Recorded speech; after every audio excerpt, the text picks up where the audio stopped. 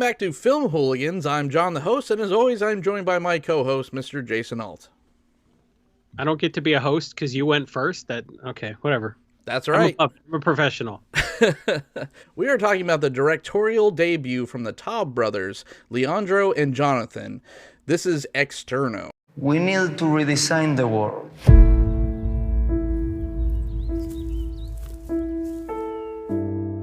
It will be an unprecedented campaign.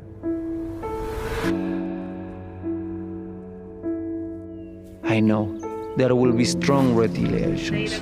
Maybe we will have to change governments. The deadly spike disease has spread in Namibia with an increasing... There are no accidents in this world. A politician falls, another rises. The new president of Argentina. But the strongest decide. There is no democracy. This is war.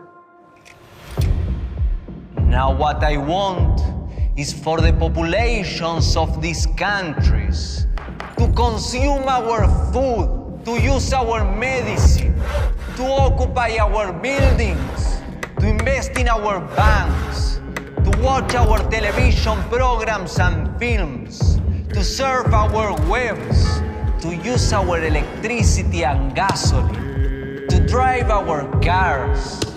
I want to gain the majority of the market share of each and every industries in these countries. I want to ask you something. I'm ready.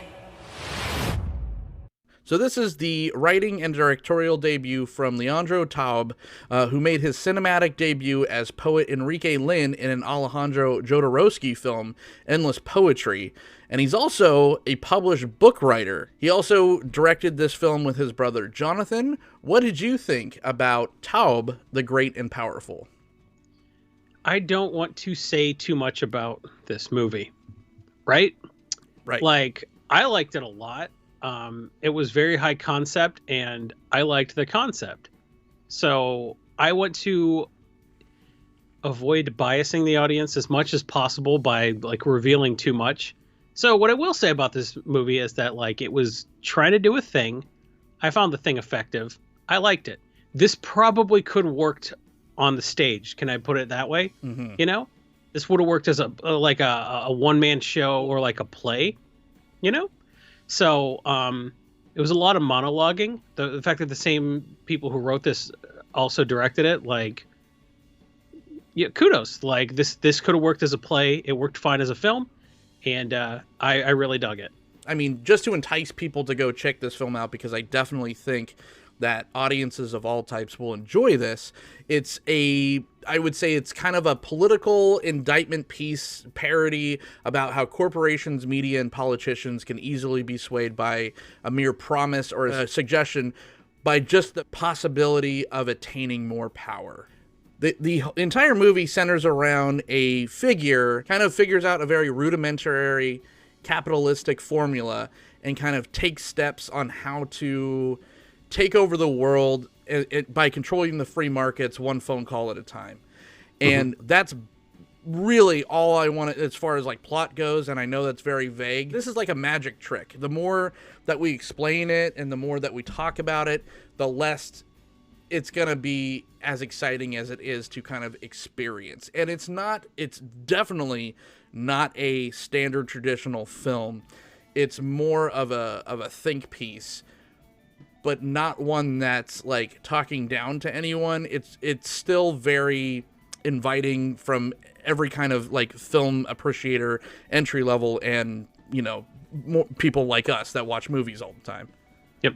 Who would like this movie, John? Who would you recommend this movie to? Well, I think Externo has a lot of information, it has a lot of dialogue, it has a lot of written word and other sensory feelings. It is very enjoyable, and I think that especially for people that are environmentally, economically, and politically savvy, will find enjoyment in this what-if apocalyptic parody. Yeah, absolutely. I kind of got flashes of Machiavelli's The Prince watching this. It just seemed like sort of applying some principles from books like that, taking them to their natural conclusion. You could in effect, like, become very rich and powerful just by lying to people over the phone.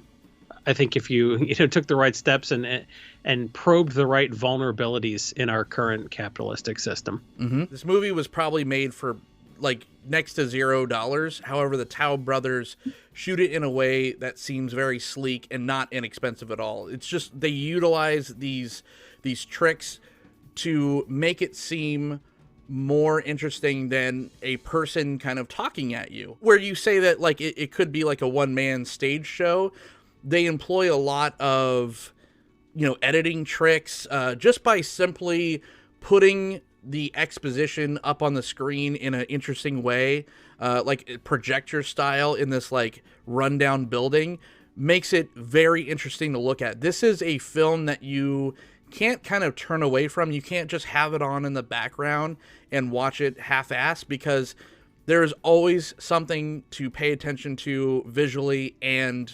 by listening to it also. So keep that in mind. Like, set aside a good 90 minutes if you're going to watch this movie to like turn everything off and really let yourself kind of get lost in it. So I think this would work even better than like a one-man show, like an installation art piece where they walk you through rooms of like this overgrown factory. Like the whole setting of the movie is an overgrown, it's like a factory that's like has been reclaimed by the forest, sort of a deal. So like the whole setting of the movie is a metaphor for it. So I feel like an installation piece where you went through different rooms of it and they projected stuff on the walls, this would work really well as that. So I really recommend this to just about anybody. I think younger people might think it's a little bit boring and they might want to reach for their phone. But I think if you have the attention span to watch something for 90 minutes, the subject matter is interesting enough that like I wasn't compelled to reach for a device. Absolutely. And I would love to kind of dive into this more. So I guess this is a good place as any to spoil something upcoming for us. We will be talking to the Tao brothers, Jonathan and Leandro, who wrote and directed and starred in this film. They will be joining us on the next episode of Behind the Lens to talk more about the making of Externo. Hopefully they could tell us kind of where to find this film, because I think it's going through the film circuit right now, like the film festival circuit, and then hopefully it will get picked up in distribution or however they decide to get this film in front of eyeballs, because it's definitely something that people should see. I hope we didn't make it sound too pretentious, because it isn't. It is and it isn't, but again, it isn't too pretentious. Right. If you think of it as a parody, it's stylized. Right. Join us for the interview with the Tao brothers, because that's going to be awesome. We have so many questions for them on making such a great film. If you want to tell us what you think about Externo, if you got a chance to see it, tell us about it in the comment section below. Follow us on Twitter at @film_hooligans. Jason, where can everyone find you? I'm at Jason E. Alt on Twitter. And I am at John the Host. Thank you so much for joining us tonight, and we'll see you next time.